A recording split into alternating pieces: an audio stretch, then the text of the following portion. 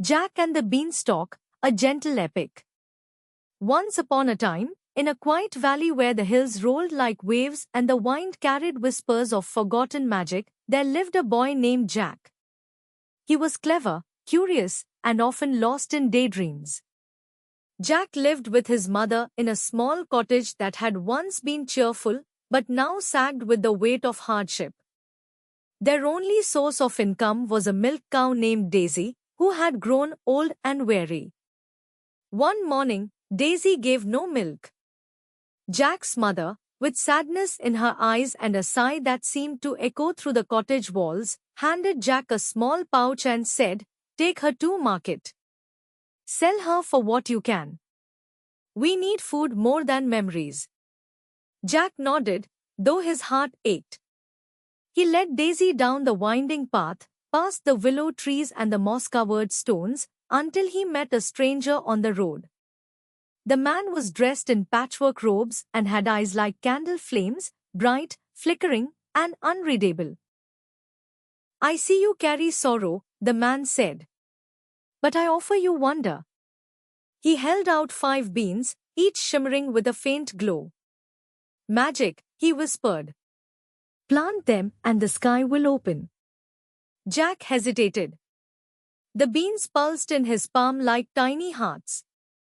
Something in him, some wild, hopeful part, said yes. He traded Daisy and ran home, bursting with excitement. His mother was not thrilled. "You traded our cow for beans," she cried. "Jack, we have nothing now." She threw the beans out the window and wept.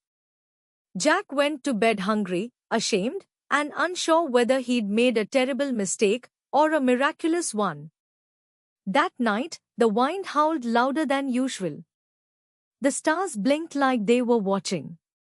And by morning, something extraordinary had happened. Outside Jack's window stood a beanstalk, thick as a tree trunk, spiraling into the clouds. Its leaves shimmered with dew that smelled faintly of cinnamon and rain. Jack stared, then smiled. He grabbed a satchel, tucked in a crust of bread, and began to climb. Up, up, up he went, past birds that sang in languages he didn't know, past clouds that tasted like sugar when he licked them, past the edge of everything he'd ever known. At the top, the world changed. Jack found himself in a land of golden light and floating islands. The air was soft and warm, and the sky was painted with streaks of lavender and peach. In the distance stood a castle, massive, glimmering, and humming with enchantment. Jack crept toward it, heart pounding. Inside, he found a kitchen the size of his entire cottage. A kind-faced woman stirred a pot of soup that smelled like home. "You're not supposed to be here," she said gently. "But you look hungry." She fed him bread and cheese and tucked him behind a cupboard just as the castle began to shake. "Fee-fee-fo-fum," came a voice like thunder. "I smell the blood of an Englishman." The giant stormed in. Taller than the rafters, with hair like tangled vines and eyes like storm clouds. He devoured his meal, then brought out a hen. "Lay," he commanded. The hen laid a golden egg. Jack's breath caught. That egg could feed his village for a year. When the giant snored, Jack tiptoed out, grabbed the hen, and fled. He climbed down the beanstalk, heart racing, and showed his mother the hen. She gasped, then laughed, then cried. They sold the eggs and bought food, clothes, and even books. Jack read every night, dreaming of the world above the clouds. But dreams are stubborn things. Jack climbed again. This time, he saw more. The castle had rooms filled with treasures, mirrors that showed your future, clocks that ticked backward, and a harp that sang lullabies in a voice like moonlight. Jack hid once more. The giant returned, grumbling and growling. He played the harp, and it sang, "Sleep, sleep, giant of skies. Let dreams drift soft behind your eyes."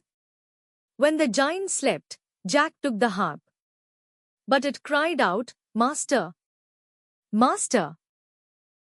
The giant roared awake and chased Jack through the castle, across the floating bridges, and down the beanstalk.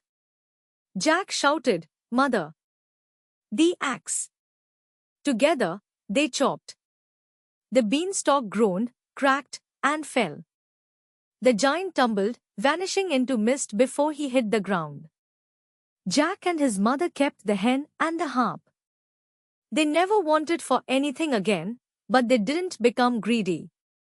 Jack planted a garden, taught children to read, and told stories of the Skylands to anyone who would listen.